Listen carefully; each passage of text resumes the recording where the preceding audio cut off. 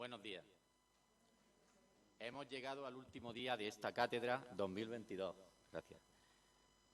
Hemos contado con el compromiso y la participación de varios ponentes que nos han transmitido no solo sus conocimientos, sino una realidad de vida. En esta ocasión contamos con la presencia del padre Eduardo Sanz. El padre Eduardo Sanz de Miguel nació en 1966 en el burgo de Osma, Soria, España. Profesó como carmelita descalzo el mismo día que cumplió 20 años. Se formó en Úbeda, Valencia y Roma. Es doctor en teología dogmática. Ha sido profesor en varios centros. Ha dado numerosos cursos, conferencias, retiros y ejercicios espirituales en distintos países. Ha participado varias veces en esta cátedra y ha publicado muchos artículos y libros sobre temas de teología, liturgia y espiritualidad.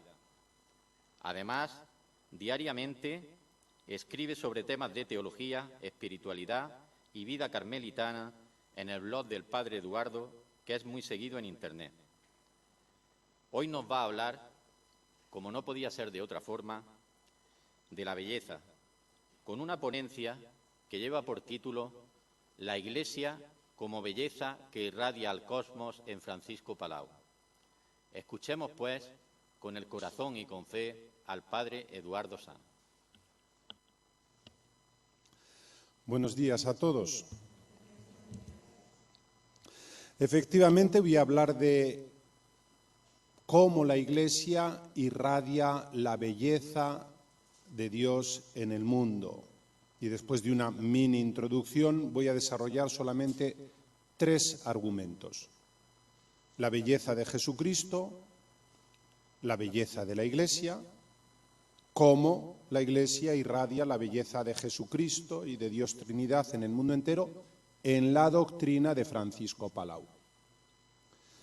Comencemos con esta mini introducción.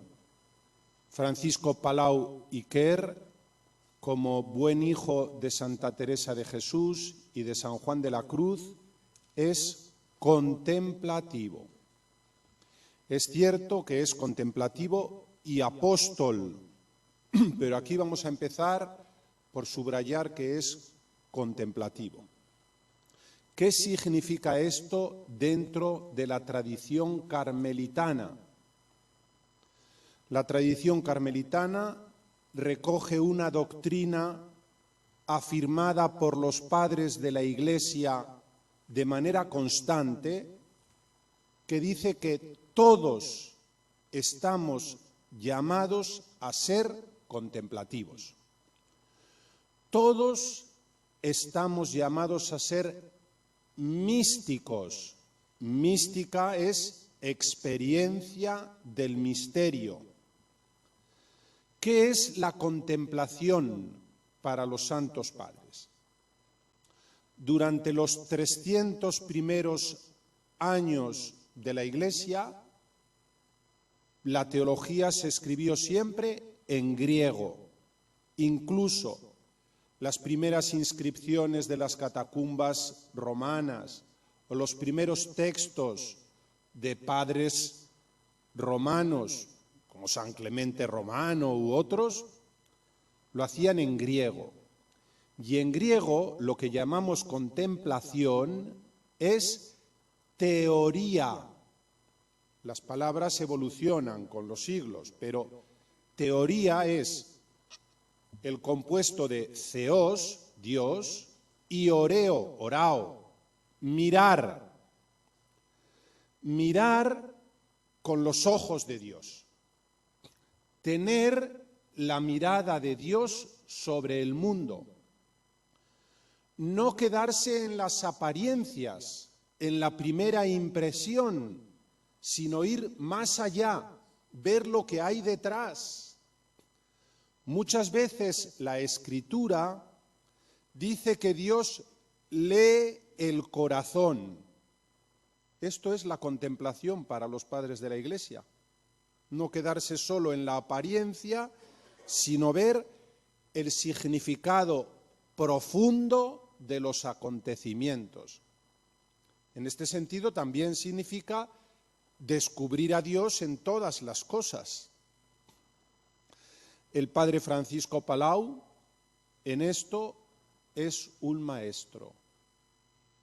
En una vida tan complicada, tan difícil como la suya, supo descubrir la mano de Dios que guiaba su existencia y supo descubrir la presencia de Dios también en los acontecimientos de la historia. Dicho esto, vamos con el primer argumento: la belleza de Jesucristo. Sabemos que San Juan dice que Jesús es el buen pastor. Nuestro hermano Secundino, que tanto ha estudiado el Evangelio de San Juan, nos puede recordar que la palabra utilizada es kalos, y que en griego esta palabra significa lo mismo bueno que hermoso. Jesucristo es el pastor bueno y hermoso, bello, lindo. Lo mismo podemos decir del término hebreo que se utiliza en el Génesis y en otros lugares, Tob, cuando por ejemplo dice el Génesis: vio Dios lo que había hecho y era muy bueno. También se puede traducir era muy hermoso. Todo lo que Dios hizo era bueno y hermoso. Y Jesucristo es bueno y hermoso. En griego hay muchas más palabras y más específicas que en hebreo, que es un idioma más primitivo, aunque en nuestros días se ha actualizado y se ha convertido en una lengua de uso corriente. Para decir que un pastor es bueno y cumple con su deber, en el sentido de que es honrado, honesto, que realiza su labor, habría habido que usar la palabra agatos, pero no es así. Usa la palabra kalos, que es bueno, verdadero y hermoso. ¿Por qué? Porque los filósofos griegos claramente llevaban siglos insistiendo en que la verdad, la bondad y la belleza van de la mano y son manifestaciones del Dios único y verdadero. Por eso, los padres de la Iglesia insistieron, en este sentido el más citado siempre es San Justino del siglo II, pero no es el único, en que todo lo que hay de bueno, de verdadero y de hermoso en la historia de la humanidad proviene de Dios. San Justino dice que todo es semilla del Logos. Todo lo que hay de bueno, de hermoso y de verdadero en cualquier cultura son semillas del verbo.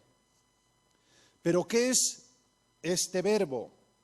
El Logos, que aparece al inicio del Evangelio de San Juan, en Argé ho Logos. Al principio existía el Logos.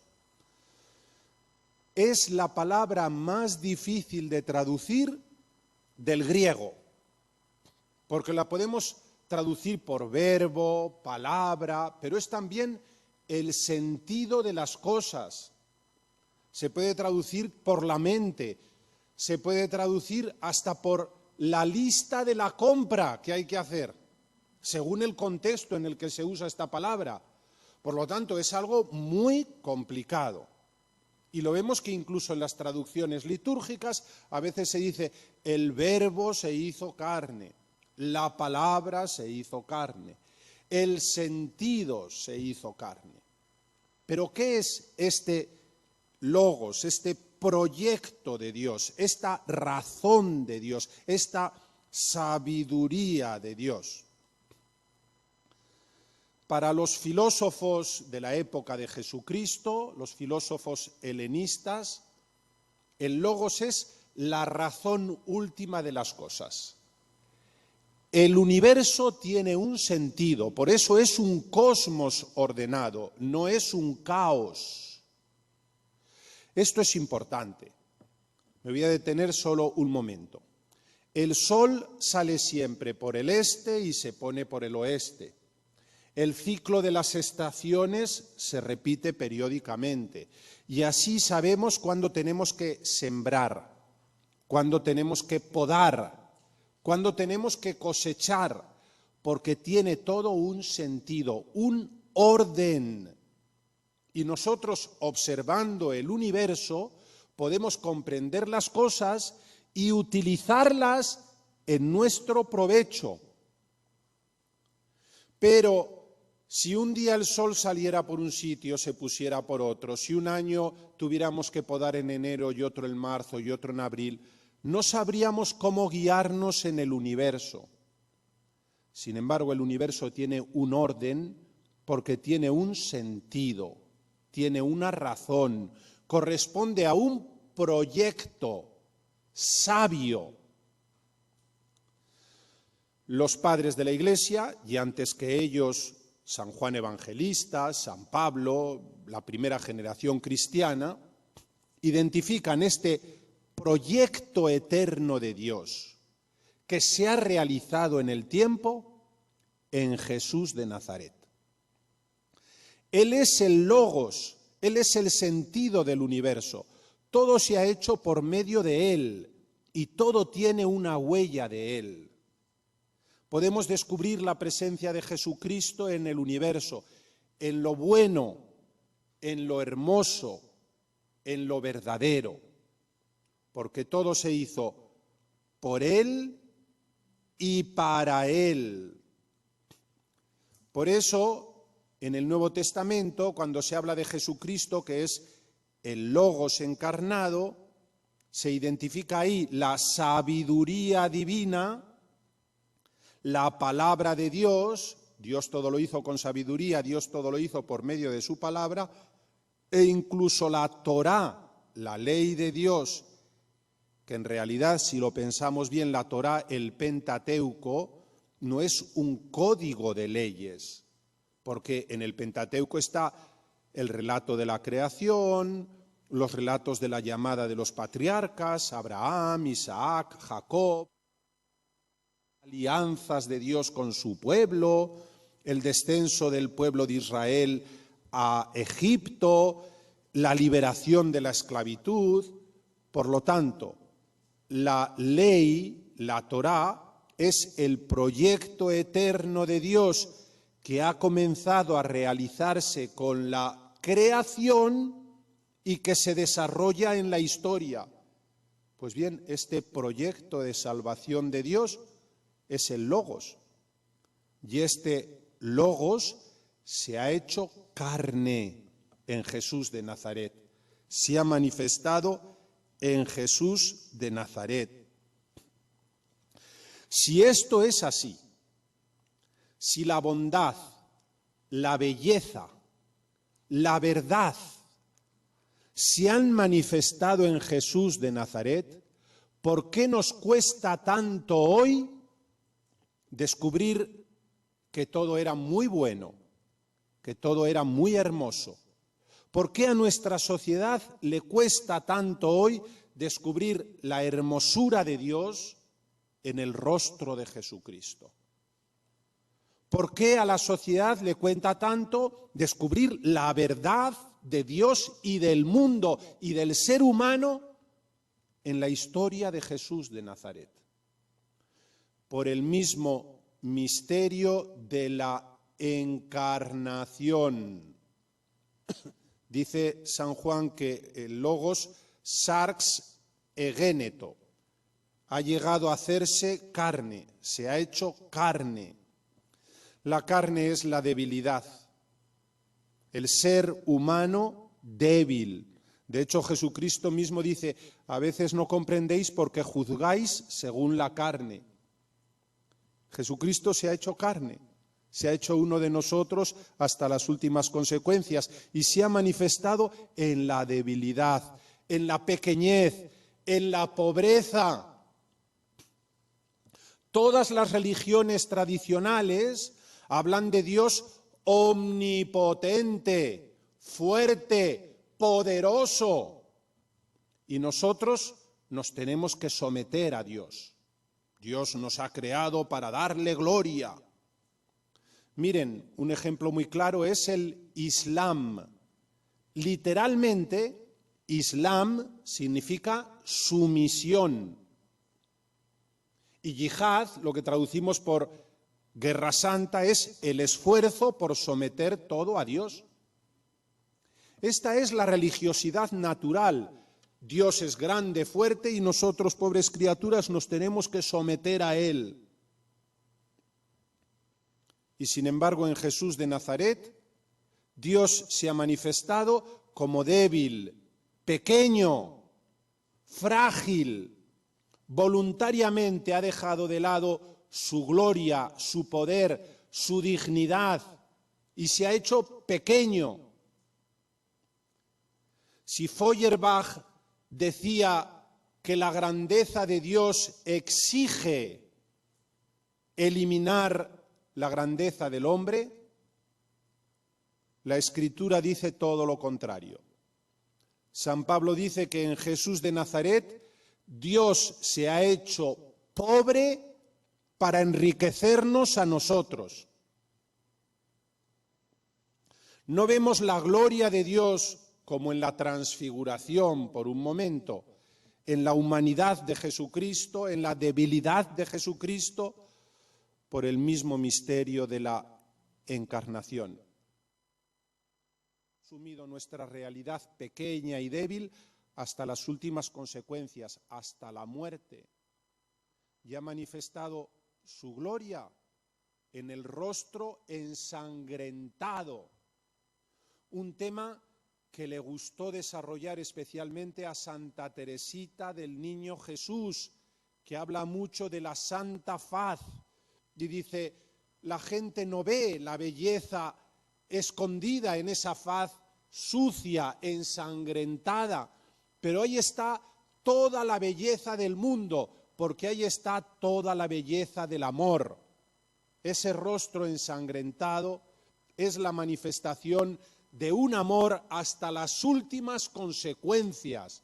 Y esto es lo único verdaderamente hermoso, lo único verdaderamente bueno, lo único verdadero hasta las últimas consecuencias.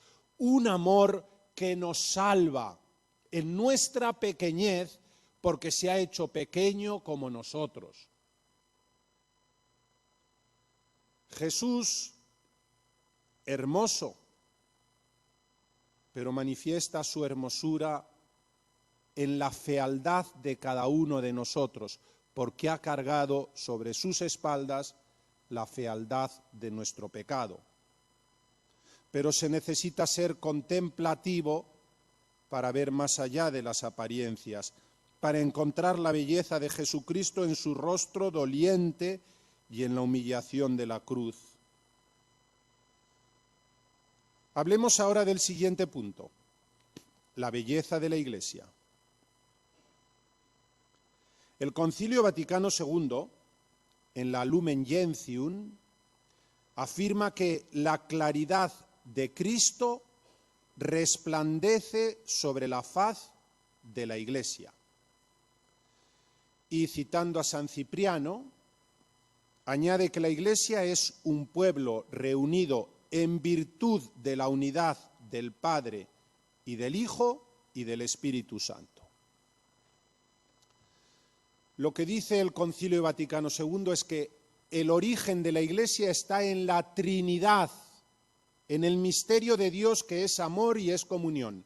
El Padre ama al Hijo, el Hijo acoge el amor del Padre y devuelve al Padre ese amor, el Espíritu Santo es este amor que circula entre el Padre y el Hijo, hasta el punto de que podemos decir con San Agustín que el Padre es el amante, el Hijo es el amado, el Espíritu es el amor.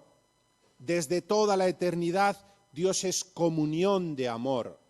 Por eso desde toda la eternidad Dios se decide a crearnos no para someternos, no para tener criaturas que le adoren, sino para amarnos, para introducirnos en su vida, para hacernos miembros de su familia. Este es el proyecto eterno de Dios y este es el misterio de la Iglesia, misterio eterno de comunión que refleja la vida de la Santísima Trinidad. Lo que Dios vive, lo que Dios es, lo quiere para nosotros y por eso nos crea para que podamos reflejar en el mundo ese misterio de comunión.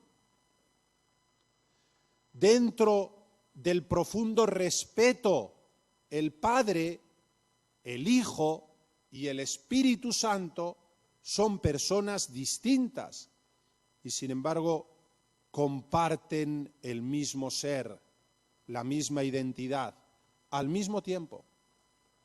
Y a esto estamos llamados nosotros, desde el respeto, a conservar nuestra idiosincrasia, nuestra personalidad, pero a compartir una identidad común desde el amor. Es cierto que durante siglos se ha insistido en el aspecto institucional, en la estructura jerárquica de la Iglesia, hasta el punto de que San Roberto Bellarmino, considerado el doctor por excelencia en la doctrina de la Iglesia, afirmaba, cito literalmente, «La Iglesia es la comunidad de los hombres reunidos mediante la profesión de la verdadera fe, la comunión de los mismos sacramentos y bajo el gobierno de los legítimos pastores y principalmente del único vicario de Cristo en la tierra, el romano pontífice. En efecto, la Iglesia es una comunidad de hombres tan visible y tan palpable como la comunidad del pueblo romano o el Reino de Francia o la República de Venecia». Digamos que esta ha sido la doctrina oficial de la Iglesia, la asume el Concilio de Trento y es lo que repiten todos los teólogos del siglo XIX. El siglo XIX es el siglo de la eclesiología. Todos hacen tratados sobre la identidad de la Iglesia. Se comprende muy bien. En 1870 caen los estados pontificios y la Iglesia sufre una crisis de identidad. El Papa ya no es rey, ya no gobierna sobre un territorio, por lo tanto ya no puede hacer leyes que afecten a los súbditos de ese territorio. Hasta entonces se pensaba que todos los cristianos, vivieran donde vivieran, eran súbditos de ese territorio sobre el que gobernaba el Papa. Pero ahora el Papa ya no gobierna, ¿cómo puede hacer leyes que afecten a los cristianos si ya no tiene un territorio? Es el siglo de la eclesiología y todos van a insistir en esto, en la dimensión jerárquica, en la estructura, en lo externo. Pero igual que antes había habido algunos teólogos espirituales, en el siglo XIX va a surgir principalmente Francisco Palau, que hace una eclesiología espiritual. Se distancia mucho de los otros que escriben sobre eclesiología en su época. Se distancia mucho de sus contemporáneos en este argumento concreto. Él va a insistir mucho más en la Iglesia como esposa de Cristo, en la Iglesia como ciudad construida por Dios mismo, que manifiesta la belleza de Dios en un proyecto eterno que se realiza en el tiempo, etc. Precisamente él retoma una tradición presente en los padres de la Iglesia, que habían aplicado a la Iglesia numerosos textos del Antiguo y del Nuevo Testamento que hablan de la belleza de la esposa, de la belleza de Sión, de la belleza de Jerusalén. Cito algunos de estos textos. Salmo 45. Prendado está el Rey de tu belleza. Cantar de los Cantares. Qué bella eres, amada mía, qué bella eres. Levántate, amada mía, hermosa mía, y ven. Toda bella eres, amada mía. No hay defecto en ti. Eres la más bella de las mujeres. Eres bella, amiga mía, como Tirsa. Igual que Jerusalén, tu hermosura. ¿Quién es esta que despunta como el alba, hermosa como la luna, refulgente como el sol? Salmo 48. El monte santo, altura hermosa, alegría de toda la tierra. Salmo 50. Desde Sión la hermosa, Dios resplandece. Primer libro de los Macabeos. Nuestro santuario, nuestra hermosura, nuestro orgullo. Libro de las Lamentaciones. ¿Es esta la ciudad más hermosa? La alegría de toda la tierra. Isaías. Le ha sido dada la gloria del Líbano, el esplendor del Carmelo y del Sarón. Todas estas citas del Antiguo Testamento y otras similares se completan con otras del Nuevo Testamento, especialmente las tomadas de la carta a los Efesios y del Apocalipsis, donde se habla del amor de Cristo por la Iglesia, de la hermosura de la Iglesia, que es esposa de Cristo, y de esta nueva Jerusalén hecha de piedras preciosas que resplandecen. Pues a partir de estos textos, los santos padres, los autores místicos y la liturgia antigua van a aplicar a María y a la Iglesia toda esta tradición relativa a la belleza, y además a María en cuanto figura de la Iglesia. Son temas que sabemos de sobra que va a desarrollar el padre Francisco Palau, que habían permanecido casi ocultos durante más de 1000 años, pero que él los recupera de los padres antiguos. Les leo 3 textos de la liturgia para que comprendamos los orígenes y para que comprendamos mejor la originalidad de Palau cuando redescubre estos textos. El primero, de la liturgia armena. Son todos textos de los primeros siglos del cristianismo. Dice así: Madre de la fe, tálamo de sagradas nupcias, celeste cámara nupcial, hogar de tu esposo inmortal, quien te ha embellecido para siempre, eres un segundo cielo admirable, ensalzado de gloria en gloria. En tu piscina de agua nos das a luz nuevamente, como hijos resplandecientes de luz. Tú nos partes el pan sin mancilla y nos das a beber la sangre pura. Tú nos elevas a una morada que se eleva por encima de los ángeles. Venid, pues, hijos de la nueva Sión, salid en santidad al encuentro de nuestro Señor. Otro texto de la liturgia bizantina. La Iglesia de Cristo se vistió con un ornamento honorabilísimo y resplandece brillando por la gracia. La gracia de la verdad brilló, y lo prefigurado antiguamente por las sombras llegó a su plenitud con toda claridad, porque la Iglesia se revistió de la semejanza encarnada de Cristo como de un adorno hermosísimo. La Iglesia se ha vestido de gloria, honor, regocijo y alegría por tu cruz vivificadora. De la liturgia latina. Este edificio hace vislumbrar el misterio de la Iglesia, a la que Cristo santificó con su sangre para presentarla ante sí como esposa llena de gloria, como virgen excelsa por la integridad de la fe y madre fecunda por el poder del Espíritu.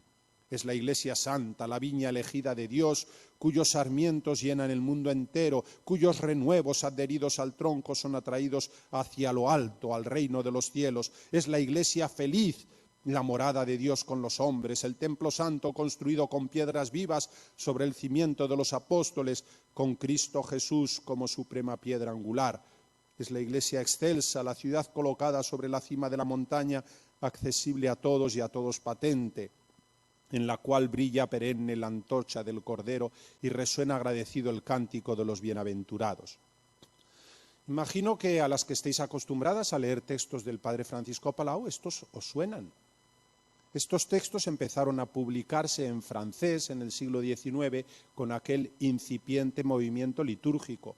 Y esto nos dice que Francisco Palau, en su retiro en Francia, tuvo una gran inquietud espiritual y leyó también textos que en aquel momento eran absolutamente novedosos en su publicación. Pues bien, si esto es así, como lo es, que la belleza de Dios se manifiesta en la Iglesia, ¿por qué permanece velada ante nuestros ojos? ¿Por qué hay tantos en la sociedad que rechazan la Iglesia, que solo ven sus defectos, que solo ven los crímenes realizados por algunos miembros de la Iglesia? Por el mismo motivo que no se ve la gloria de Cristo. Es el motivo de la encarnación. La Iglesia está compuesta en la tierra de seres humanos con sus luces y sus sombras. A uno de los reformadores que le echaba en cara el que siguiese en la Iglesia católica a pesar de su corrupción, Erasmo de Róterdam le contestó un día: soporto a esta Iglesia con la esperanza de que se haga mejor, dado que ella se ve obligada a soportarme a mí, con la esperanza de que yo me haga mejor. La Iglesia viene de la Trinidad y camina hacia la Trinidad, pero en estos momentos está en el camino, y en el camino está compuesta por seres humanos con defectos. Bueno, hemos hablado de la belleza de Cristo, hemos hablado de la belleza de la Iglesia, escondidas. Se necesita ser contemplativos para verla. Vayamos directamente al padre Francisco Palau. Él no ve solo las apariencias, las conoce. Claro que conoce los defectos de la Iglesia. Si él sufrió más por los eclesiásticos que por los políticos, seamos sinceros. ¿Quiénes le perseguían en Francia? Que si era fraile o dejaba de serlo, que si vestía de una manera o hacía o dejaba de hacer. ¿Quiénes tenían celos de que la gente fuera a atender, a buscar atención en él? Eran los eclesiásticos. ¿Quiénes en Barcelona? También algunos le apoyaron, está claro. Pero ¿quiénes tenían celos de que inventara cosas, hiciera cosas, de que a la Iglesia la pudieran identificar con un movimiento de obreros y no sé qué? Eran eclesiásticos. ¿Quiénes hasta el mismo libro del mes de mayo le niegan el Nihil Ostab para publicarlo? Eclesiásticos. O sea que él conocía muy bien las limitaciones de la Iglesia histórica, temporal, pero él sabía ver el origen de la Iglesia en la Trinidad y el destino de la Iglesia, la plena realización final. De esto habla en numerosas ocasiones, en sus credos eclesiales, en los textos de mis relaciones. De esto habla, repito, un montón de veces. Yo he copiado aquí muchos textos, pero a ver, que se me ha estropeado el reloj esta noche, que sepa yo por dónde vamos. Son las 10:35. Vale, vamos bien entonces de tiempo. Miren, en mis relaciones, lo más conocido del padre Palau y lo más leído por todos los que estamos aquí, dice así: yo he buscado mi cosa amada, yo tengo un corazón para amar y ser amado, finalmente he encontrado la alegría en la contemplación de la Iglesia, ella es mi cosa amada. Cito ahora literalmente: vi a mi amada y me uní con ella en fe, en esperanza y amor. Su presencia satisfizo mi pasión y con ella yo era feliz. Su belleza me bastaba.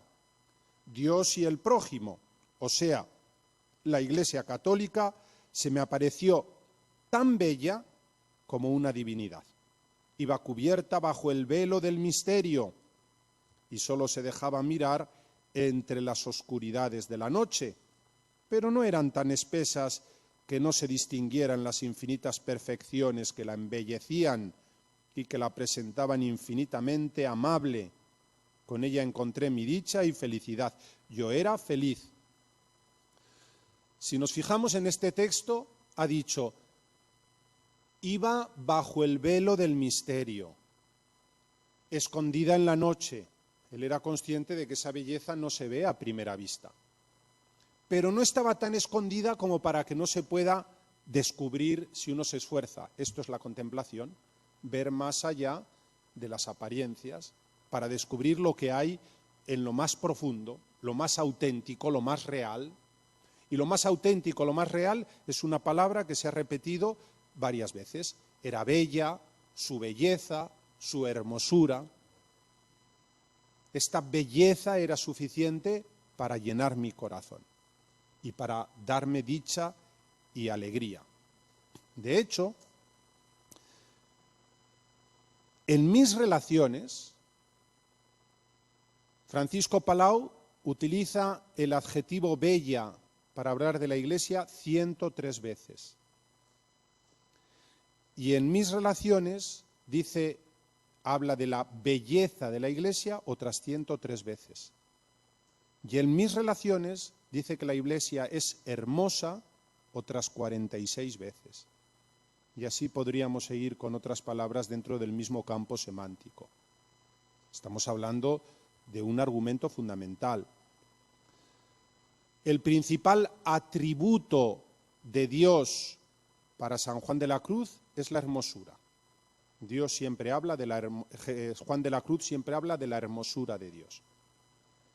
El principal adjetivo para calificar a la Iglesia en Francisco Palau es la belleza. Él siempre habla de la belleza de la Iglesia. Más adelante, cuando la Iglesia se le revela en plenitud, primero está buscando, indagando, intuye, pero en cierto momento se le revela más allá de todas las figuras que había usado hasta entonces, se manifiesta como Señora del universo, que refleja la belleza de Dios en el mundo. Dice así, en mis relaciones: yo, la Iglesia, mando y gobierno en el cielo, en la tierra, debajo de la tierra, soy la Señora del universo, soy lo infinitamente bello y reúno en mí todas las bellezas criadas como imagen viva del mismo Dios. Este argumento no es el que voy a tratar yo aquí, en mis relaciones, que es mucho más conocido y mucho más estudiado y nos hemos acercado a este tema en otras ocasiones, sino en las láminas del libro La Iglesia de Dios, figurada por el Espíritu Santo en los libros sagrados. Ya sabemos que es el último libro que publicó y también la culminación de sus enseñanzas sobre la Iglesia.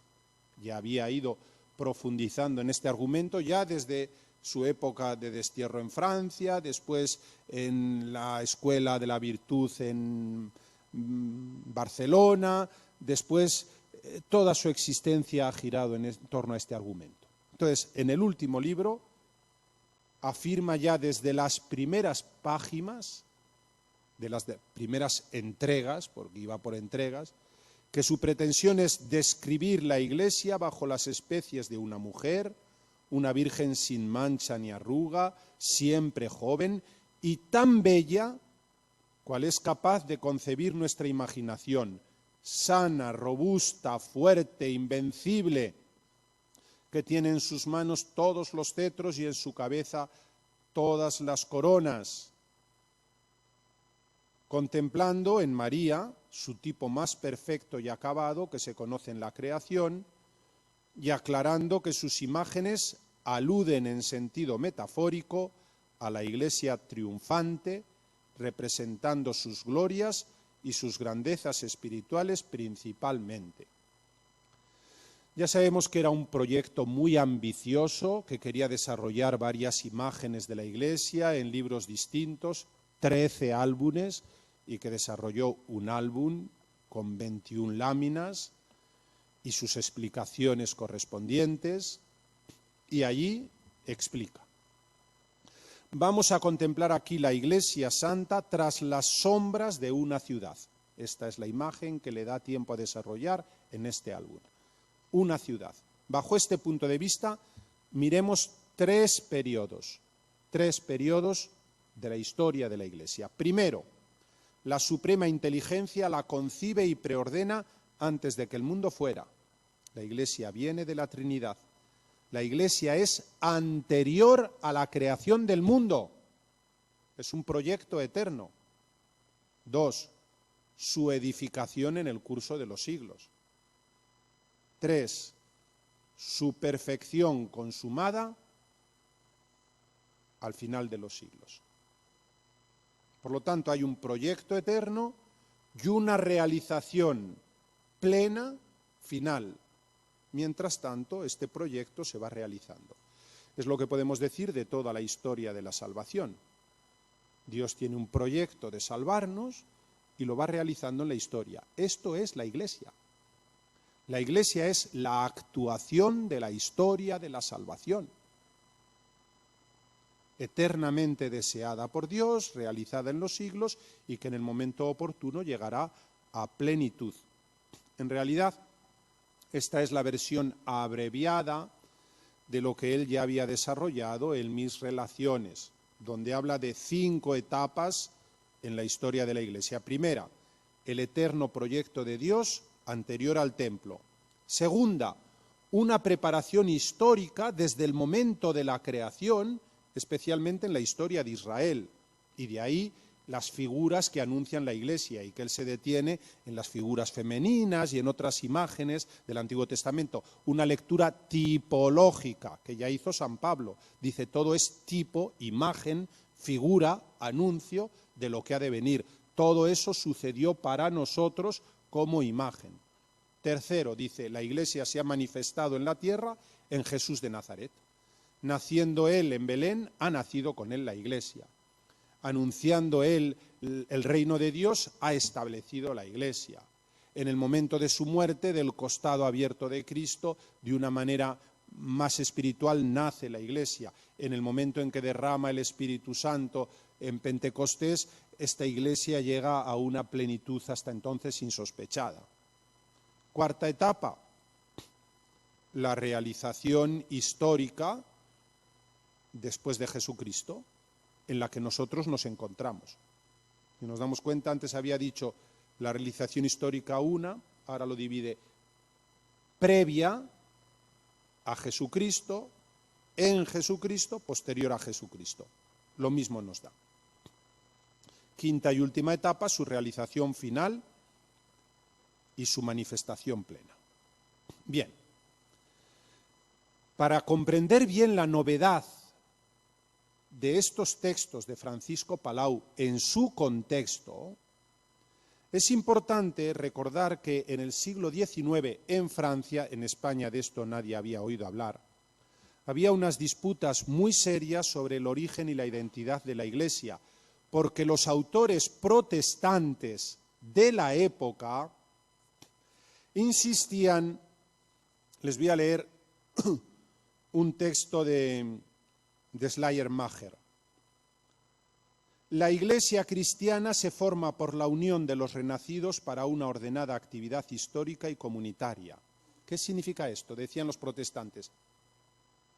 Nosotros somos personas de fe. El que cree renace a la vida nueva de la gracia, y los cristianos se asocian para vivir su fe. Eso es la Iglesia. Por lo tanto, la Iglesia es una institución humana. Jesucristo viene a salvarnos, el que quiere acoge a Jesucristo, está salvado, y los salvados se reúnen y crean una organización que es la Iglesia. Y esa Iglesia puede cambiar. Francisco Palau va a insistir en todo lo contrario. Dice, vamos a ver, la Iglesia precede a los cristianos.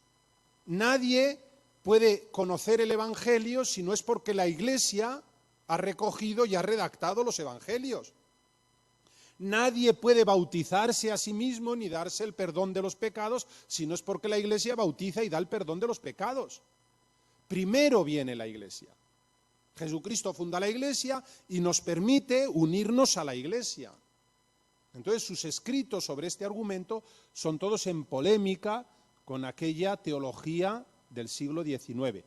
Hay que decir que desde Calvart y otros autores protestantes, ellos mismos han rechazado toda esa teología que se estaba realizando y admiten la propuesta de Francisco Palau, que es la propuesta de los padres de la Iglesia de los primeros siglos.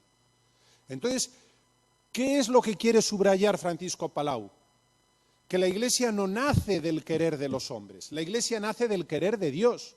Por eso insiste tanto en que hay un proyecto eterno. Por eso insiste tanto en que es imagen de la Trinidad. Dios es comunidad y por eso la Iglesia es comunidad, porque refleja el misterio de Dios en el mundo. Dios es familia y por eso la Iglesia es familia, porque refleja el misterio de Dios en el mundo.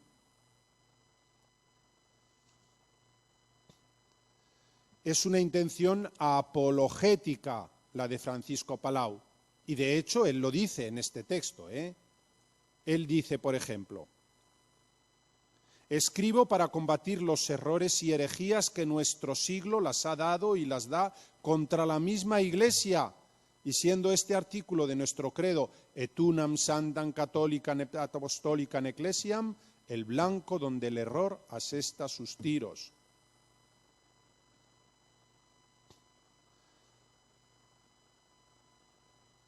Insiste Francisco Palau en que la Iglesia no procede de la tierra, sino del cielo. No es el fruto de un proyecto humano, sino divino. Y en cierto sentido lo pone en paralelismo con el misterio de la encarnación. ¿Por qué Jesucristo nace de una virgen? Porque no es el fruto del querer de los hombres, es don de Dios.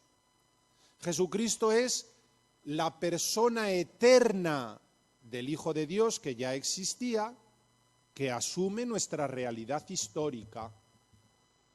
La Iglesia es la realidad eterna concebida por Dios que se manifiesta históricamente.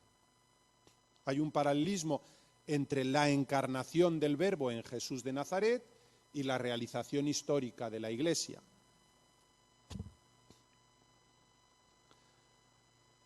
Atención, afirmar el origen divino de la Iglesia no equivale a canonizar cada una de las instituciones y formas de organizarse que obviamente se han desarrollado a lo largo de la historia. Por eso, Palau distingue entre el proyecto eterno de Dios y su realización a lo largo de los siglos. Son cosas distintas. Pero él no se detiene a describir los procesos históricos que son solo sombra imperfecta de una realidad futura, luminosa y perfecta. Prefiere detenerse en sus orígenes, el proyecto de Dios, y en su futuro final, su realización plena, y le cito de nuevo. Al hacer nosotros la descripción de la Iglesia triunfante tras las sombras de una ciudad, se ha de tener presente que la consideramos en su ser perfecto y completo, tal como se presentará a nuestra vida después de la consumación de los siglos, o bien perfecta en la concepción divina. Estoy hablando de esta Iglesia perfecta en su origen y perfecta en su destino, siendo consciente de que su realización histórica va manchada del pecado de sus hijos. Al insistir en el origen eterno de la Iglesia, concebida por Dios Trinidad antes de la creación del mundo, indica que el mundo fue concebido en vistas de la Iglesia, como el ámbito en el que puede surgir la esposa de Cristo, que es la que da sentido al universo. De hecho, cito, todas las criaturas sirven en sus manos, en las manos de Dios, o como instrumentos o como ministros, ángeles buenos y malos, hombres santos y perversos, todos están ordenados a la edificación de la Jerusalén celeste. El proyecto de Dios es crear seres miembros de su familia, a los que dar su amor, y esto es la Iglesia, crea el universo solamente para que pueda realizarse este proyecto de comunión, de amor. Al mismo tiempo, mirando a su consumación al final de los tiempos, comprende lo que afirma San Pablo: la creación expectante está aguardando la manifestación de los hijos de Dios. Él sabe mirar más allá de las apariencias y ve la realización futura, contemplando cómo la belleza de la Iglesia se irradia sobre todo el universo y da sentido al universo entero. El universo entero se creó para la Iglesia. Cuando la Iglesia se manifieste en plenitud, el universo entero se manifestará en plenitud. Serán los cielos nuevos y la tierra nueva. Y él lo explica con una imagen, el empíreo, de la que habla en esta obrita 35 veces. Al empíreo dedica especialmente las láminas 20 y 21. Y allí cita a numerosos padres de la Iglesia, teólogos medievales y renacentistas, San Ambrosio, San Basilio, San Juan Damasceno, Santo Tomás de Aquino, Duns Scoto, Ricardo Barradio, Domingo Soto, Enrico Mayor, Francisco Suárez, Juan Salas. O sea que se lo ha trabajado. Va a lo mejor de la tradición católica. ¿Cómo podemos entender esto? Los filósofos griegos estaban convencidos de que la Tierra es el centro del universo y alrededor hay unas esferas celestes, cada una con un planeta, pero estas esferas tenían una materia cada una, estaban cada una compuesta por una materia distinta. Los planetas van dando vueltas alrededor de la Tierra, también el Sol, por supuesto, y al final del todo estaban los cielos con las estrellas, esas eran fijas. Bien, esta era la idea de Ptolomeo, y bueno, esta idea la asumieron los padres de la Iglesia, diciendo por encima de todas esas esferas, de las 8 esferas celestes, está el cielo empíreo, donde está Dios. Algunos decían está por fuera envolviéndolo todo, y otros decían está más al centro, envolviéndolo todo también desde dentro. Bueno, recordemos que esto es la idea de Dante en la Divina Comedia, y esta es lo que aparece en toda la literatura antigua. Es verdad que en el siglo XIX esta imagen del universo ya no servía, porque ya todo el mundo era consciente de que la Tierra gira alrededor del Sol, de que los planetas giran alrededor del Sol, y de que el universo tiene una forma distinta, pero a Francisco Palau le sirve para explicar su propósito. Y cita, de hecho, dice, Copérnico, Ptolomeo y los demás astrónomos, al describir el cielo inmoble y empíreo, han tirado una línea alrededor del mundo material visible. Pues bien, a él no le importa, repito, que la concepción del mundo sea esta u otra, y lo dice literalmente. Dice que esto es una imagen, es un símbolo que le sirve para explicar una verdad que va más allá de la física y que va más allá de la cosmología. Dice él, ya se tome la Iglesia triunfante como una ciudad en sentido material, ya metafóricamente, Jesucristo y su Iglesia dan sentido y consistencia al universo entero. Y dice él, la Iglesia Santa triunfante es el fin, a cuya gloria son criadas todas las cosas y el universo entero, omnia propter electos, todo para los elegidos. El mismo cielo empíreo, las esferas celestes con las estrellas y planetas, los elementos y cuanto hay en ellos, todo por bien de su Iglesia. Cristo está en medio de la ciudad santa de Jerusalén y de allí procede como de su propio centro la luz de gloria y la misma gloria a toda la ciudad, y de allí a todo el empíreo y a las demás criaturas. Por lo tanto, la belleza de Cristo resucitado se comunica a su Iglesia.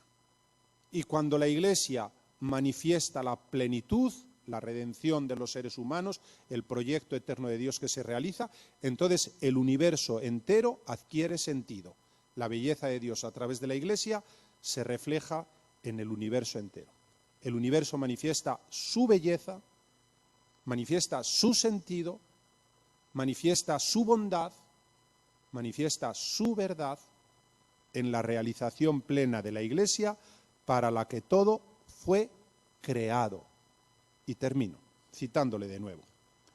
El tiempo y el espacio no son más que la matriz donde fue encerrada la Iglesia, el tiempo fijado para su santificación.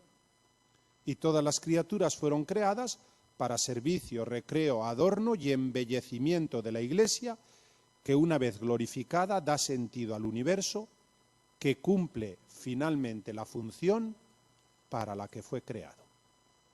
Gracias por su atención.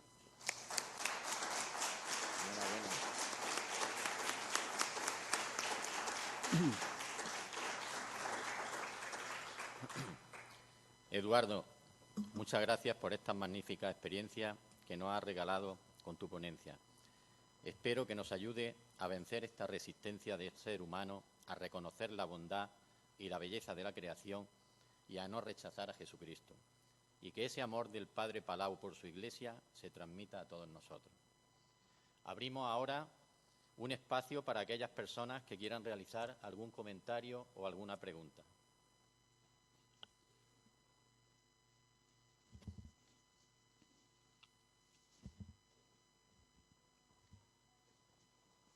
Como no está el padre José Vicente Rodríguez, él enseguida habría empezado a preguntar. Pues a ver si alguien se anima. Mira, ya se levanta una mano.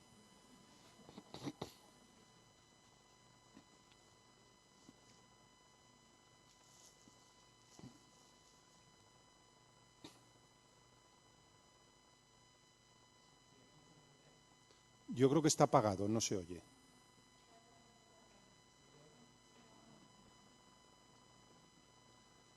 Es que es importante que se oiga no tanto por nosotros que estamos aquí, sino por los que lo siguen online.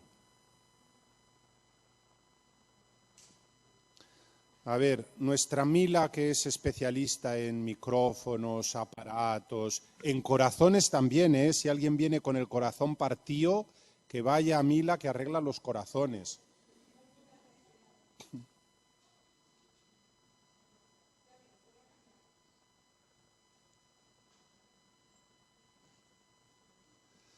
La pobre Mila, antes de empezar, me ha dicho, por favor, cíñete al texto, porque yo ya les mandé el texto, tanto en castellano como en inglés. Dice, para poder hacer las traducciones, que yo ya te conozco. Y digo, pero si yo soy incapaz de leer un texto. He hecho todo lo que he podido, de ceñirme al texto, pero... Así que la pobre imagino que habrá sufrido. ¿Ya va? Venga, perfecto.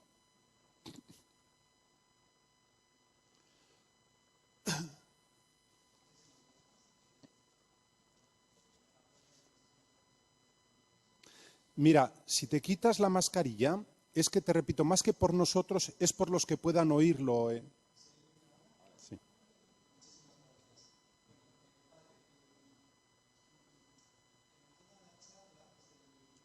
También desde ayer, al tratar de comprender ese enamoramiento de Francisco Palau por la Iglesia, pues una y otra vez me afloraba la pregunta de qué es la Iglesia. Porque claro, evidentemente es la gran pregunta en un hecho como ese, ¿no? Entonces, pues nos lo ha expuesto muy bien y a mí me venía una y otra vez como desafío y luego se iba repitiendo la palabra fraternidad. Es algo que ya se ha hablado, ¿no? Y también volver al inicio de la palabra iglesia, como lo mismo que hemos visto belleza, ¿no? Que es por qué escoge esa primera iglesia desposeer de lo ritual, si se podría decir, ¿no? Los términos que va a utilizar, ¿no? Esta asamblea, un intento de traducir la unidad, la belleza de la unidad. Entonces, claro, yo veía un poco cómo se iba correspondiendo el desafío que todos los que pertenecemos a la Iglesia tenemos respecto a la Iglesia, que se parece mucho, o que es el mismo desafío que tenemos hacia la fraternidad, donde está la belleza, donde un contemplativo puede ver la belleza en la dificultad, pero claro, volviendo a remitirnos a las palabras de Erasmo, ¿no? Dice, soporto a la fraternidad que me soporta, pero es un desafío, o sea, esa belleza, puedo comprender esa belleza también como intento, como proyecto, como cuestión temporal, pero eterna al mismo tiempo. Bueno, era un poco insistir en eso. ¿Cuál es el problema con el que nos enfrentamos? Que nuestros contemporáneos ven en la Iglesia meramente lo externo. En España solo se habla de las inmatriculaciones, es decir, las propiedades de la Iglesia, de los abusos de poder y sexuales realizados por algunos eclesiásticos. Pero claro, eso no es la Iglesia. El Papa ha convocado ahora un sínodo sobre la sinodalidad. En griego, sin o dos significa caminar juntos. Y lo que quiere el Papa es que reflexionemos sobre esto. La identidad de la Iglesia es un pueblo de personas que camina juntos. Una fraternidad que me soporta y yo soporto porque los demás me soportan. Es el tema del sínodo, por lo tanto es lo que la Iglesia está tratando en estos días y coincide plenamente con lo que estamos tratando en esta cátedra. En esta cátedra quizás, debido a que Francisco Palau en su espiritualidad eclesial es un místico, pues utiliza los símbolos, habla de la belleza, algo que falta en el documento del sínodo, que no aparece la palabra belleza, hermosura, ni similares ni una vez ni media. Habla siempre de caminar juntos, de escucharnos, de escuchar a todos, todo eso es importantísimo, pero no habla de lo que puede dar sentido a este permanecer escuchándonos, y es la belleza de un proyecto de Dios que se realiza y en el que estamos llamados a participar.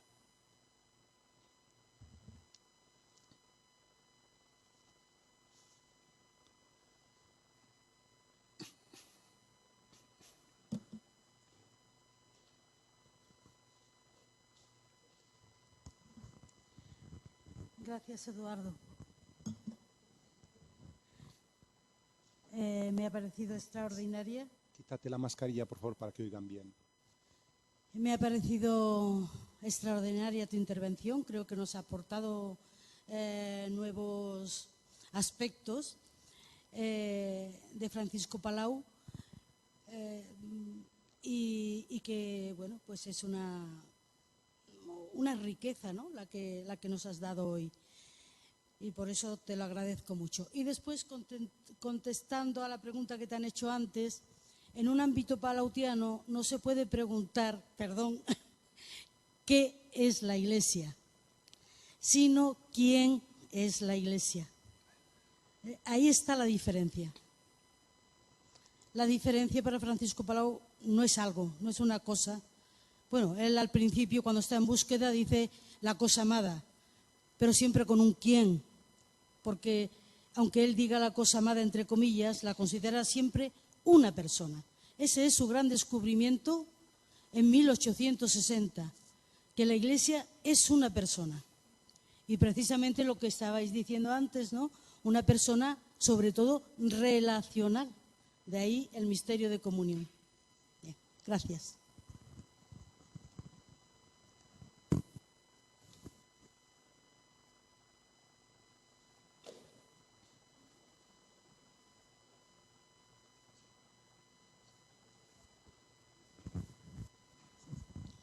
Sí, ¿está? ¿Se oye? Sí, buenos días. Muchas gracias por la charla. Yo quería hacer una pregunta que sé que no tiene respuesta, pero se refiere a esos tres conceptos que señalaron los filósofos griegos que estaban relacionados, que eran belleza, verdad y bondad. Sí. Bueno, posteriormente muchos autores han partido de esa idea y en el siglo XX se han hecho estudios empíricos en los cuales se ha confirmado que efectivamente esos tres conceptos van juntos. Pero yo me pregunto, ¿cómo entendemos entonces que los nazis, que se conmovían muchísimo cuando escuchaban una suite de Bach, no eran precisamente buenos, ¿no? Entonces, esa es la pregunta. Bueno, desde el siglo XVI progresivamente se han ido separando los tres conceptos. Se ha encontrado una autonomía de la belleza y se ha creado incluso una ciencia estética. Ya hay tratados sobre este argumento. Se ha separado el tema de la bondad y entonces se reduce a la moral y el tema de la verdad. Las ciencias, ya desde el siglo XVI se insiste en que la ciencia, si algo es verdadero, aunque quien te lo diga no sea buena persona, aunque quien te lo diga... Y esto es cierto, esto es cierto. Entonces, bueno, se ha perdido esa unidad inicial entre la verdad, la bondad y la belleza. y nosotros podemos recuperarla en algunos sentidos, pero en otro hemos de respetar una autonomía de las ciencias. Entonces, se te pueden presentar unas verdades empíricas que no tienen nada que ver con la moralidad, y ahí tenemos casos, pues yo que sé, desde clonaciones que pueden llegar a clonaciones humanas, a otro tipo de cosas, que pueden ser elementos científicos justificables desde otro punto de vista, pero si se separan de la bondad, de la moral, pueden ser muy problemáticos. Los nazis es el mejor ejemplo de lo que es la separación de la bondad, la verdad y la belleza. Se puede admirar la belleza y disfrutar la belleza, se puede conocer la verdad y esconderla, manipular, como está sucediendo hoy en la guerra de invasión de Rusia hacia Ucrania, con unas autoridades que procuran sembrar fake news, conscientes de que son mentiras lo que están diciendo, pero lo utilizan en su propio servicio. Entonces, es un tema real. Verdad, bondad y belleza hoy van separados. Nosotros tenemos que hacer el esfuerzo de unirlos, pero somos conscientes de que pueden caminar también a veces en paralelo y que no siempre es malo que caminen en paralelo, que también es bueno que haya una autonomía de las ciencias y que haya una autonomía de las artes. En las artes se manifiesta todavía mucho más, porque desde el siglo XIX hay una separación entre bondad, verdad y belleza, y entonces las artes ya no intentan reflejar la belleza, digo en algunos casos, en otros sí, pero muchas veces no, sino que intentan reflejar el estado psicológico del artista o su percepción del universo, y entonces se ha dado unas corrientes de feísmo tremendas en todas las artes, en la escultura, en la arquitectura, en todo, hasta en la música.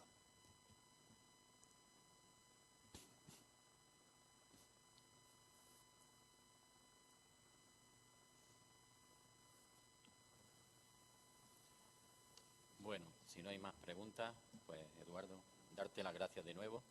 Esperamos tener el placer de contar con tu sabiduría un día más aquí.